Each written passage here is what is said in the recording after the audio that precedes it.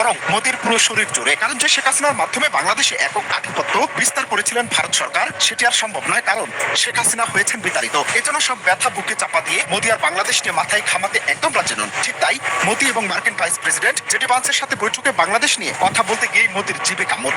ভুল করে বসলাম কি? দায়িত্ব নেওয়ার পর থেকেই একের পর এক চমক দেখে যাচ্ছেন প্রধান উপদেষ্টা ডক্টর মোহাম্মদ ইউনূস। মাত্র 8 মাসে ভেঙে পড়া অর্থনীতিকে নিয়ে গেছেন এক অনন্য উচ্চতায়। মাত্র 8 মাসে কিভাবে এমন চমক দেখালো এই অন্তর্বর্তী সরকার?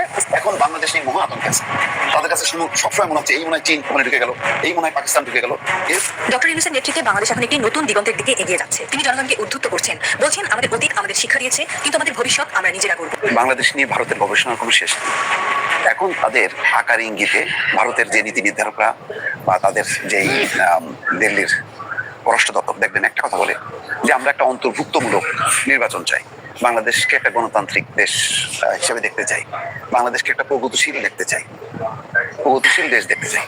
এসব কেন কথা বলে জানেন? আসসালামু আলাইকুম দর্শক, নতুন একটা নিউজে আপনাকে স্বাগতম। প্রিয় দর্শক, বাংলাদেশ নিয়ে খেলতে গিয়ে ফেসে গেলেন নরেন্দ্র মোদী। ডক্টর ইউনূসের একের পর এক কূটনৈতিক চালে দিশেহারা ভারত। এবার মোদী ভাস বৈঠক, বাংলাদেশ নিয়ে মন্তব্য করতে গিয়েও এড়িয়ে গেলেন মোদী। অবশেষে ডক্টর ইউনূসের কাছে মাথা নত করতে বাধ্য হলো নরেন্দ্র মোদী। এদিকে 8 মাসেই সারা বিশ্বকে চমক দেখিয়ে তাক লাগিয়ে দিলেন ডক্টর ইউনূস। ভয়ে মোদী হাসিনার কাপড় নষ্ট, নাওয়া খাওয়া ঘুম কেড়ে নিলেন ডক্টর ইউনূস। অপরদিকে নির্বাচন ইস্যুতে বিএনপিকে নিয়ে ভারতের নতুন ষড়যন্ত্র ফাঁস, বেরিয়ে এলো চাঞ্চল্যকর তথ্য।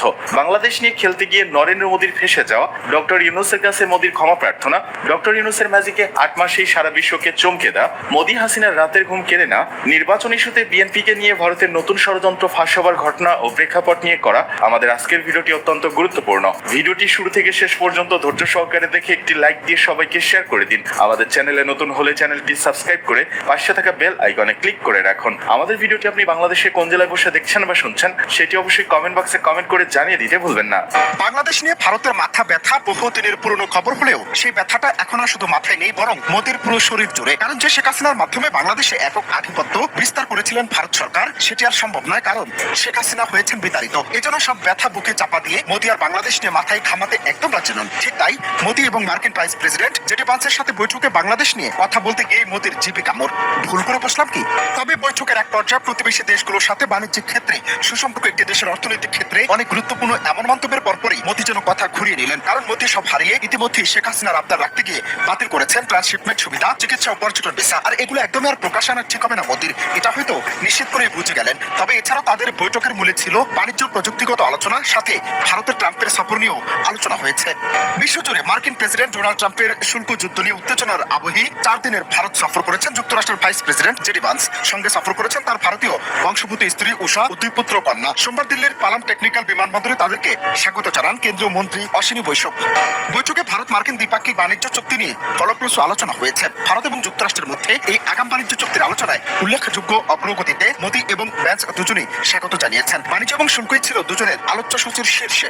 তবে তার এই সফর কূটনৈতিকভাবে অত্যন্ত গুরুত্বপূর্ণ, বিশেষ করে ট্রাম্পের নতুন শুল্ক নীতির আবহে। বিশ্বের বিভিন্ন দেশের পাশাপাশি ভারতের উপর চাপানো অতিরিক্ত শুল্কের বোঝা আপাতত 90 দিনের জন্য স্থগিত রেখেছে ট্রাম্প। প্রতিটি দেশের সঙ্গে আলাদাভাবে দ্বিপক্ষীয় বাণিজ্য চুক্তির পথ খুলতে তিনি এমন সিদ্ধান্ত নিয়েছেন। ভারতের সঙ্গে এমন একটি বাণিজ্য চুক্তি হলে উভয় দেশ উপকৃত হতে পারে। হোয়াইট হাউস জানিয়েছে ট্রাম্প প্রশাসন ভারতের সঙ্গে সুসম্পর্ক স্থাপনের বিষয়ে অগ্রাধিকার দিচ্ছে।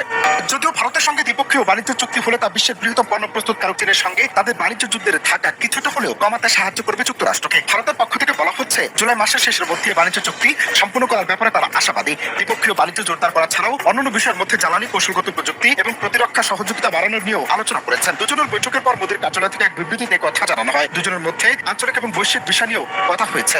দায়িত্ব নেওয়ার পর থেকেই একের পর এক চমক দেখিয়ে যাচ্ছেন প্রধান উপদেষ্টা ডক্টর মোহাম্মদ ইউনূস। মাত্র 8 মাসে ভেঙে পড়া অর্থনীতিকে নিয়ে গেছেন এক অনন্য